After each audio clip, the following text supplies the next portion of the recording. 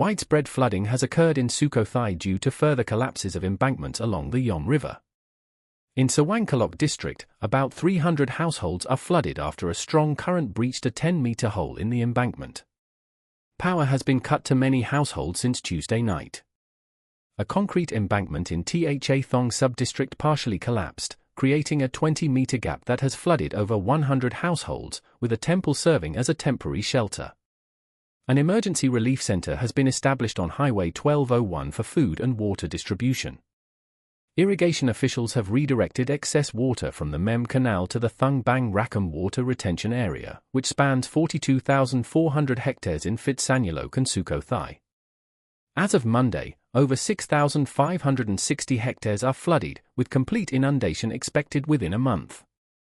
To assist farmers, 5 million silver barb fry have been released into the retention area for fishing and consumption until the next rice cultivation begins in December. A mudslide caused by heavy rainfall last week has damaged 8 houses at the foot of a deforested hill in Mueang district, Phuket, prompting the evacuation of residents today. Nakarin Urasangrad, the mayor of Ratseda sub-district, inspected the affected Thepburi housing estate on Rasadanusan Road and advised residents to evacuate for their safety, as the mudslide has damaged roofs and walls. Mayor Urasangrad also noted that 10 additional houses in the estate are at risk of mudslides if the rain continues. In other areas of Phuket, including Mueang and Thalang districts, floodwater reached up to 40 centimeters yesterday. Traffic in Choeng Talari sub-district was disrupted by fallen trees. The water level in the Bang Yari Canal, which runs through downtown Phuket, is rising. City Mayor Saroj Ankanapoulos has ordered the installation of water pumps to protect the commercial district and continuous monitoring of the canal's water level. Last week's mudslide in Mueang district resulted in the deaths of 13 people, including 9 Myanmar nationals, a Russian couple, and 2 Thai women. Thailand's tourism operators are urging the government to develop a long-term flood and storm management plan to protect the tourism industry and the economy, following recent severe flooding in northern provinces and a deadly landslide in Phuket. Thanith Tantapiri, president of the Phuket Tourism Association, noted that the landslide and heavy rains had resulted in 13 deaths, including at least 2 Russian tourists, which has deeply affected Phuket's tourism sector.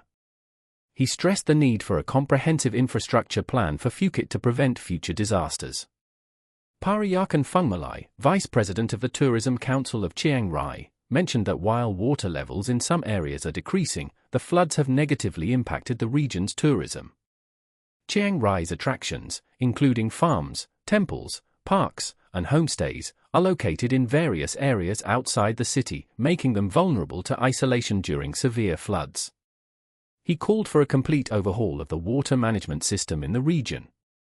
Kaliakaman Sungswang, a committee member of the Tourism Council of Nan, reported that many hotels had to cancel or postpone bookings due to disrupted transportation in the city. She also emphasized the need for a prioritized water management project. In response, Thai Tourism Minister Sermsak Pongpanit announced on August 26 the creation of a war room to assist tourists and tourism operators affected by the floods in the north and the landslide in Phuket. In recent major raids across Rayong, Phuket, and Phang Nga, authorities have exposed illegal clinics and arrested 6 unregistered medical practitioners along with a clinic operator. The Consumer Protection Police Division, CPPD, and health officials conducted these operations, targeting unregistered medical and cosmetic clinics.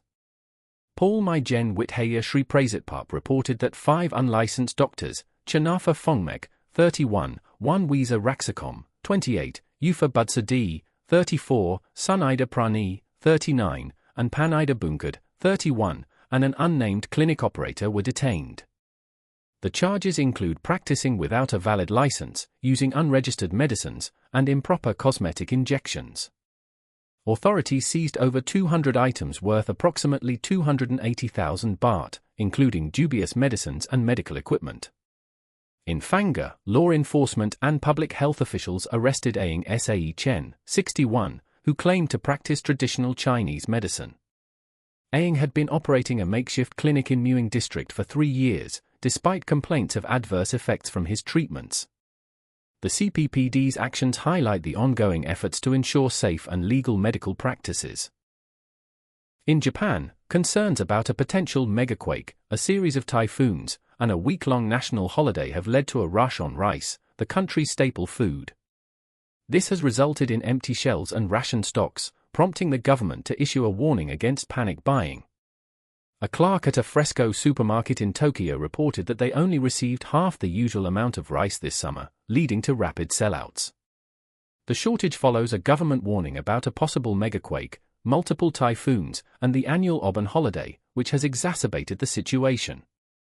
Other contributing factors include reduced rice harvests due to hot weather and water shortages, along with increased demand from record numbers of foreign tourists. Some stores in Tokyo have limited purchases to 1 bag of rice per family per day to manage the shortage.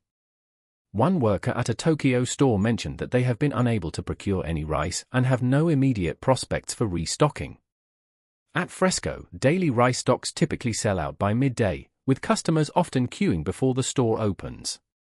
Farm Minister Tetsushi Sakamoto urged people to buy only the amount of rice they need, assuring that the supply situation will improve gradually. Rice remains a central part of Japanese culture and history, with an annual consumption of 7 million tons. Despite a declining population and changing dietary habits, which have reduced demand, the national rice stockpile was at its lowest in June since data collection began in 1999. However, officials believe the inventory will be sufficient, with the new harvesting season underway and 40% of the crop expected to be available by the end of September. Thank you for tuning in. For the latest updates, don't forget to like and subscribe to our channel. Have a wonderful day.